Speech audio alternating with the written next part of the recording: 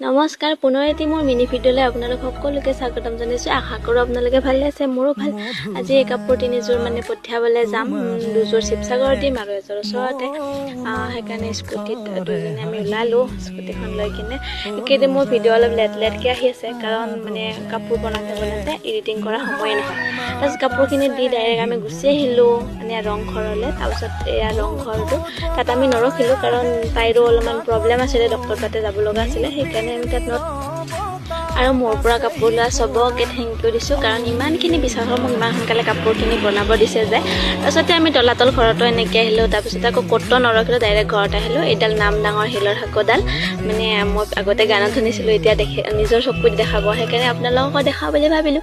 ইয়াৰে মানুহখিনি দেখিছে চাগে, আমাৰ সিপানৰখিনিহে দেখা নাই। আৰু মোৰ ভিডিঅ'বোৰ যোনে চাই like comment share and subscribe কৰিব একেবাৰে নাপাহৰিব। যদি নতুন ছাবস্ক্ৰাইবটো কৰি দিব। তাৰপাছতে এই ঘৰ